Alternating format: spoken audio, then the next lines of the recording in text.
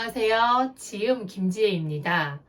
저는 상담을 하면 거의 대부분 보호자로, 양육자로 엄마가 오시는 경우가 한 80% 정도 되고요. 한 20% 정도는 부모님께서 함께 내원을 해주십니다.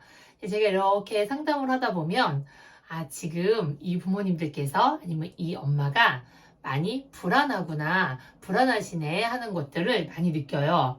특히 점점 세상과 환경 때문에 불안해하는 부모님들이 많아진다고 개인적으로 체감을 하고 있어요. 그래서 오늘은 불안한 엄마, 불안한 아빠에 대해서 아빠들께 부탁의 말씀을 영상으로 준비했습니다. 첫 번째는 발달이 느린 자녀를 기름으로써 불안이 오는 거예요. 여기서 말하는 발달은 크게 어떤 진단을 받았거나 한다기보다는 보통의 또래보다 발달 속도가 조금 더딘 느림을 이야기합니다. 예를 들어서 4살인데 모든 아이들은 다 말을 유창하게 하는데 우리 아이만 이제 말이 트였는지 떠뜸 얘기를 해요. 저는 이 언어 발달 때문에 지금 너무 불안해서 하시는 분들을 많이 봤거든요. 그럴 때 이제 이분들이 이걸 어떻게 해결하나 봤더니 맘카페에 올려요. 저희 아이가 4살인데 말이 느려서 올려요. 그러면 댓글을 또 어떤 친절한 분이 달아놓죠. 저희 아이 4살 때 말 트여서 걱정했는데 지금 10살인데 하루가 멀다 하고 말싸움을 해요. 네, 다 지나갑니다. 걱정하지 마세요. 이런 댓글을 보고 마음의 위안을 얻는 거예요. 그렇구나. 근데 그 다음 댓글이 있었어요. 그 다음 댓글은 뭐냐면 저희 조카가 말이 느렸는데 기다리면 될 줄 알고 한없이 기다리다가 치료의 적기를 놓치고 말았습니다. 어디든 빨리 가서 언어 치료를 하시기를 적극 추천합니다. 라고 댓글을 달는 거예요. 그럼 그런 댓글을 보면은 또 아니야, 빨리 언어 치료 센터를 알아봐야 돼. 어찌하여야 될 줄을 모르시는 거예요. 그래서 그 댓글 하나하나에 일희일비, 주변 사람들의 조언에 내 마음이 일희일비 하면서 불안함이 점점 커집니다. 그러다가 조금 한두 살 어린 친구를 만났는데 너무 말 잘하는 친구를 만나면 너무 속상해서 막 눈물도 나고 막 밤을 꼬박 새우면서 막 이 카페 저 카페에 들어가서 글을 읽고 또 이 센터 저 센터 알아보시면서 새벽 3시, 4시까지 잠을 못 이루시는 거예요. 저는 이렇게 어떤 발달이 조금 느리다 하고 걱정이 된다 한다면 주변에 믿음직하고 신뢰로운 센터에 우리 아이와 함께 내원하시기를 추천합니다. 정말 신뢰롭고 정말 믿음직한 분을 잘 찾으셨으면 좋겠어요. 이유는 간단해요. 뭐냐면 그런 맘카페에 있는 분들, 주변에 있는 분들이 우리 아이를 못 봤잖아요. 우리 아이를 정확히 보고 알려줄 수 있는 분께 조언을 구하는 게 맞다고 생각합니다. 많은 분들은 다 자녀를 양육한 전문가이긴 하지만 발달에 관한 전문가를 찾으셔서 문제를 그분과 의논하면서 해결하셨으면 좋겠어요. 너무 많은 에너지 소모를 하지 말라고 제가 또 부탁을 드리는 거죠. 이런 카페나 주변 사람들에게 계속 얘기함으로써 내가 계속 소진되거든요. 그리하여 불안한 마음을 다잡아줄 수 있는 전문가를 찾으시고 전문 기관을 찾기를 추천드립니다. 두 번째는 발달이 그렇게 느리거나 큰 어려움은 없는데 주변에 빠른 친구들이 있는 거예요. 예를 들면 7살이야. 어머, 우리 애는 이제 한글도 간신히 떼려고 하는데 영어 학원을 다니는 거예요. 학구열이 이렇게 높은가? 그럼 나도 영어 학원을 다녀야 되나? 영어 학원, 한자 학원, 줄넘기를 7살인데 100개씩 해. 우리 애가 막 한두 개씩 하는 거예요. 줄넘기 학원을 다녀야 되나? 주변에 너무 휩쓸리는 불안함을 가지신 부모님들이 계세요. 특히 학구열이 너무 높은 그룹에 속해 있거나 아니면 동네 자체가 학구열이 높은 동네도 있고요. 주변 사람 한두 명이 특별히 이렇게 미취학일 때도 좀 학습 진도가 빠른 친구들이 있거든요.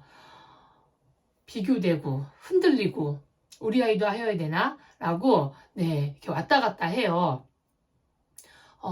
근데 사실 나와 남편은 천천히 가기로 약속을 했었어요.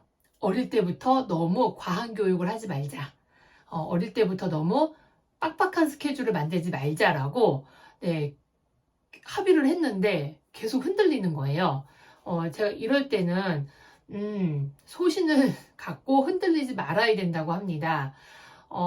끊어낼 사람은 좀 끊어내고요. 너무 귀를 열지 말고, 우리 아이를 바라보면서 우리가 정한 그 소신대로 따박따박 가자고, 네, 부부가 둘이 주기적으로다가, 네, 결의를 다지셔야 돼요. 흔들리지 않게 서로 한 팀이 되어야 합니다. 안 그러면 어느 날, 네, 막 한자, 영어 이런 데 가서, 학원 가서 유능한 모습을 보이면, 왠지 우리 아이에게, 내가 집에서 A라도 가르쳐야 되나? 이게 A야. 애플이지. 엄마 핸드폰 애플이잖아. 애플이 사간 건 아니? 안 해도 될 말을 아이에게 다그치게 돼요. 그래서 자주자주, 네, 부모님이 결의를 다지셔야 되고요. 가급적 한 팀이 되셔서, 네, 서로 토닥이면서 소신 있게 나가셔야 됩니다. 마지막으로, 아이도 괜찮고, 환경도 괜찮고 다 괜찮은데, 부모님 자체가 불안한 기질, 조금 예민한 기질을 가지신 분들이 계세요. 이런 분들은 아이가 요만한 문제가 생겼는데도 되게 과민 반응을 하세요. 왜냐면 나의 불안에 그 문제가 얹어진 거예요. 이 문제 자체는 그렇게 큰 문제는 아니야. 유치원에서 친구랑 다퉜거나, 동네에서 아이하고 툭탁댔거나 하는 이런 문제, 아이들 크면서 다 있을 수 있는 문제인데, 그런 문제가 닥쳤을 때 내가 불안한 기질이다 보니까 너무 그게 큰 문제로 과민 반응을 하게 되는 거예요. 그러니까 이런 분들은 아이를 양육함에 있어서 나 자신을 꿋꿋하게 챙김이 필요하다고 합니다. 마음도 챙기셔야 되고요. 내가 나를 지켜야 돼요. 바닥치지 않도록 지켜야 합니다. 네, 제 이전 영상 중에서 육아우울이나 그 바닥치는 날 어떻게 해야 되는지 영상이 있는데 참고해 주셨으면 좋겠어요. 문제가 생겼어. 이 문제가 아무것도 아닌 건 아니지만 이렇게 큰 문제는 아니야. 라고 내가 나 자신을 빠르게 다잡을 수 있도록 내가 어떻게 하면 자꾸 우울해질 때 딱 이렇게 올라올 수 있는지 스스로 내 자신은 사용 방법을 알고 계셔야 돼요. 내가 이렇게 하면 안 되지. 나 지금 불안해하면 안 되지 하면서 어떻게 하면 안 불안해지는지, 누구를 만나야 되는지, 어디 가야 되는지, 어떻게 하면 내가 이 불안에서 빠져나갈 수 있는지에 대한 것을 안 불안할 때 생각해 놓으셔야 돼요.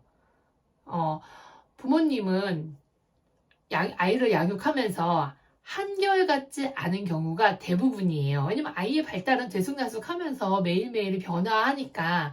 근데 그럴 때 휩쓸리고 흔들리고 하면 그게 아이에게 영향을 주거든요. 그래서 네, 부모로서 먼저 단단해지고 부모로서 먼저 뚝심이 생겨야 합니다.